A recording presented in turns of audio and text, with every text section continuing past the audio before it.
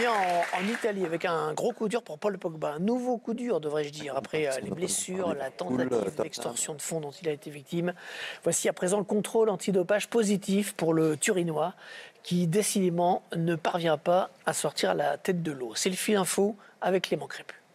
Paul Pogba contrôlé positif à la testostérone, encourt jusqu'à 4 ans de suspension. Une mauvaise nouvelle de plus, une mauvaise nouvelle encore. Thread. Lundi, la chaîne Al Jazeera diffusait une interview de Paul Pogba. Au programme, ses nombreuses blessures et surtout la tentative d'extorsion dont il a été victime. When there is money, you have to be careful. Money changes people. So, then break up a family. Une interview qu'il terminait comme ça. I'm not weak. Like, you can talk bad about me, I will never give up. I will never give up. Savait-il alors ce qu'il attendait? Pas sûr, puisque le lendemain, la Gazzetta dello Sport nous apprend que le Français a été contrôlé positif à une substance dopante, la testostérone, lors du premier match de la saison, un match qu'il avait passé sur le banc. Alors, comment, pourquoi? Beaucoup de questions et peu de réponses pour le moment. Le Français aurait pris un produit conseillé par un médecin extérieur au club.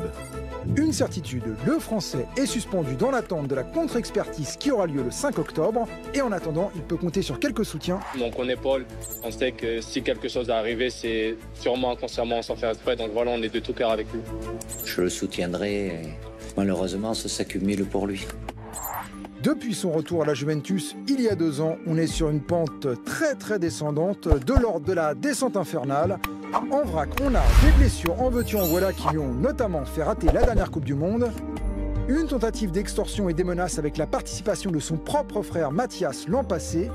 Par ailleurs, hasard du calendrier, c'est ce vendredi qu'avait lieu la confrontation entre Paul Pogba et 5 suspects dans cette affaire. Ajoutez à cela une affaire de dopage, ça fait des semaines bien remplies. Du côté de la Juventus, pour le moment, on est en attente.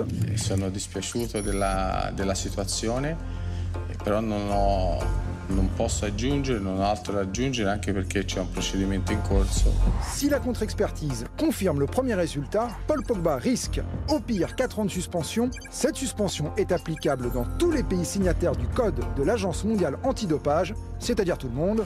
Enfin, la Juventus peut rompre son contrat. Voilà. Clément Crépu avec Christophe Kawam. On va rappeler donc que Pogba a demandé une contre-expertise. Vous l'avez entendu, elle interviendra le 5 octobre. Vous avez également entendu que Pogba plaide à la bonne foi. Il aurait suivi le mauvais conseil d'un ami médecin qui lui aurait dit de prendre un complément alimentaire dans lequel il y avait de la testostérone. Je me tourne, désolé Samir, vers vous parce que vous êtes un peu l'expert autour de ce plateau, puisque vous avez connu une situation un peu comparable. Vous avez été accusé comme ça et suspendu d'ailleurs pour dopage. Il plaide la bonne foi. Vous avez envie de le croire, vous aussi, vous aviez plaidé la bonne foi, l'erreur? Non, moi il y a une différence, parce que j'étais malade. J'avais un certificat du docteur qui m'a prescrit une injection de vitamines. Et j'ai fait une injection de vitamines, il n'y avait aucun produit dopant. C'était simplement le dosage qui était au-dessus de la limite. C'est pour ça que j'ai été suspendu. Il y en avait trop. Normalement, n'importe quel médecin... Je comprends le footballeur qui ne soit pas au courant de tous les produits qui se rajoutent à la liste des produits dopants, mais les médecins, et surtout les médecins du sport en général, ils sont au courant des produits qui font partie de cette liste-là, et ce n'est pas vraiment un ami s'il lui a conseillé de prendre ses compléments alimentaires, ou alors il est complètement à côté de la plaque. Ouais. Et vous pensez aujourd'hui, comme la plupart de ses coéquipiers, que l'erreur a été faite par quelqu'un d'autre que lui, qui n'a pas eu une volonté de se doper? C'est votre conviction? Je pense ça, je ne sais pas. Vous n'avez pas d'avis? Non, je ne sais pas que je n'ai pas d'avis, mais je ne sais pas ce qu'il pensait dans sa tête, je ne sais pas ce qu'il lui a demandé au docteur aussi, pour pouvoir peut-être qu'il lui a demandé un produit pour améliorer la récupération ou quoi. Ça, on n'est pas au courant. Après, il ne prendra pas 4 ans. Je pense qu'il prendra... Il risque quoi, alors, Gauthier, justement, concrètement? 4 ans, c'est si la prise de testostérone s'avère intentionnelle. Mais si elle n'est pas intentionnelle, si l'enquête, justement, et Paul Pogba arrive à prouver que ce n'était pas intentionnel, il risque 2 ans de suspension. Et s'il arrive à établir que cette prise s'est faite hors compétition et qu'elle n'est pas liée à la performance sportive, il risque 3 mois. Ça, ce sont C'est tout ce qui est écrit dans les codes de l'agence antidopage italienne qui, du coup, aura le fin mot sur cette histoire. Le match où il a été contrôlé, il est resté sur le banc, il n'a pas joué. Oui. J'ai eu 0 contrôle. Quand on remet tout, au moins on peut expliquer aux téléspectateurs. Moi j'ai eu 0 contrôle, c'est une photo. L'infirmière avait fait une photo pour dire « Super, j'ai fait une piqûre à Samir Nasri, je suis content ». Exactement. Quelqu'un a récupéré ça sur Twitter. Et après, une enquête a été menée. Et il n'y a pas eu de contrôle. Il n'y a pas eu de contrôle. Donc ils n'ont jamais pu voir si j'avais été dopé ou pas. C'est moi qui ai fourni après les analyses. La deuxième chose, l'UEFA m'avait mis que 3 mois, parce que c'est l'UEFA qui avait ouvert une enquête. L'UEFA m'avait mis que 3 mois. Et après les 40 jours où on peut faire appel, c'est la WADA qui a fait appel et qui a demandé une suspension de 4 ans. WADA, c'est l'agence mondiale ? L'agence mondiale antidoping.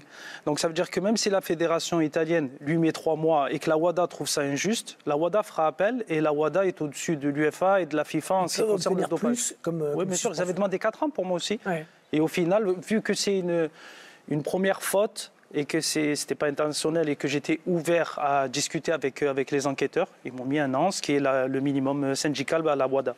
Quand on est sportif de niveau, dès qu'on a un petit pépin de santé, de toute façon, on sait qu'il faut faire très attention et que ce sont les médecins de club qui gèrent ça souvent. Non ? C'est ce que j'allais dire. Je pense que par rapport à Paul Pogba, à aucun moment, consciemment, il prend le risque de faire ce qu'il a fait. Par contre, ça pose une problématique, mais qu'on connaît depuis des années et des années. Et j'ai envie de dire de plus en plus, c'est que les joueurs, ils prennent des staffs, indépendamment du club.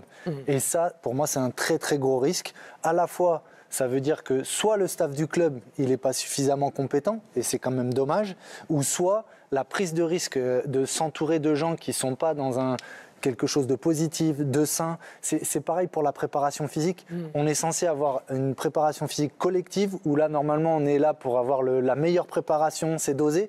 Et en plus, on a des préparateurs physiques. Et c'est là où il y a beaucoup de communications qui sont complexes, qui rendent complexe la situation autour d'un joueur. Au niveau médecin, là, la Juve, ils ne peuvent même pas parler parce que ça ne concerne pas le médecin du club. Et c'est là où il faut que les joueurs ils soient encore plus attentifs. Et c'est plus là où moi je me dis attention, et Paul Pogba, attention, qui t'entoure, comment tu t'entoures. Peut-être fait preuve de légèreté. La Juve d'ailleurs pourrait en profiter pour se délester d'un gros salaire, avoir l'opportunité de se débarrasser d'un joueur qui joue peu, qui coûte cher, et rompre le contrat, ce qui, l'air de rien, mettrait Pogba dans une situation encore plus difficile, avec tout ce qu'il vit depuis des années. Là, en plus, il n'aurait plus de contrat. Une Juve qui, comme par hasard, dès les premiers jours de cette affaire, a tendance à se désolidariser de son joueur dans la presse italienne. Il n'a pas prévenu notre médecin. Effectivement, c'est un peu normal que la Juve, avec son passé en plus, ouvre le parachute. Sur les conséquences, je voudrais qu'on évoque les conséquences d'une éventuelle suspension. Est-ce que ce serait le coup de grâce, selon vous, pour Paul Pogba ?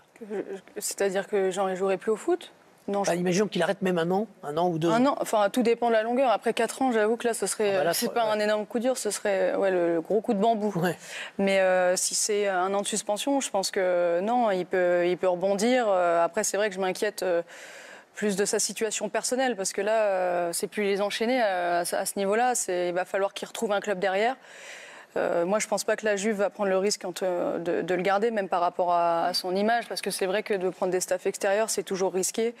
Il a fait une faute, ça arrive à tout le monde. Je le crois plutôt sur le fait qu'il n'ait pas fait exprès.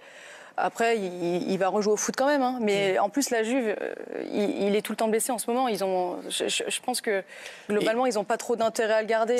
Enfin, même les supporters ne vont pas le défendre. Quoi. Samir, vous me rappeliez que quand vous êtes suspendu, ce qui était donc votre cas, vous n'avez pas le droit d'aller dans un quelconque centre d'entraînement. Vous vous entraînez tout seul dans votre coin. Oui. Il faut avoir une vraie force mentale. Il faut vraiment avoir envie de rejouer au foot. Si il est suspendu plus d'1 an, ça va être très dur. Déjà, le haut niveau, je pense que ça sera fini, le très très très haut niveau, ce qu'aujourd'hui il espère. Parce que pendant 10 mois, si on prend une suspension d'1 an, c'est pendant 10 mois, on est interdit d'entrer dans n'importe quel centre d'entraînement. Donc il faudra aller dans des gyms locaux ou dans un parc pour pouvoir s'entraîner. Et au plus c'est long, au plus... Vous avez rejoué derrière, mais c'était pas terrible. Non, j'ai rien fait moi pendant 1 an. J'ai repris. Non, mais moi, quand j'ai été suspendu pendant 1 an, pendant 10 mois, j'ai fait la fête, je me suis amusé. Ah bon, vous, Samir? Non. Il a perdu des calories, mais en boîte de nuit. J'ai signé à West Ham. Ouais. Et j'avais le droit de reprendre l'entraînement avec West Ham 2 mois avant la fin de ma suspension. Et c'est là que j'ai repris l'entraînement. Donc pendant 10 mois, j'ai absolument rien fait. Mais il avait été approché par un club d'Arabie Saoudite. Je me rappelle, ça avait fait tout un foin sur les réseaux sociaux. Clairement, c'est presque typiquement là où je le vois rebondir derrière avec. Pas sûr qu'un club saoudien ait envie aussi en termes d'image. Je pense que. En tout cas, je pense que ça pourrait être une opportunité où c'est un niveau qui n'est pas le top niveau, mais en même temps, financièrement, je pense qu'il va avoir besoin de retrouver un contrat et des sous, quoi. Les Saoudiens étaient là avant la suspension. Je ne sais pas s'ils seront là après. Ouais. En parlant de sous, son salaire est également suspendu provisoirement. Ouais. Il gagne 2 000 €, c'est-à-dire le minimum de la charte en ce moment. J'espère qu'il a mis de côté. Un peu de côté, a priori. On va rappeler quand même le précédent Mamadou Sakho, qui avait été innocenté, mais longtemps après. Il avait été accusé de dopage en 2016. Ça lui avait coûté sa participation à l'Euro. Avec excuse de Lama, l'apostrophe. Mais elle est horrible cette histoire. Au passage, à la fin quand même. Ouais. Donc restons prudents. Voilà. Attendons la contre-expertise pour commencer.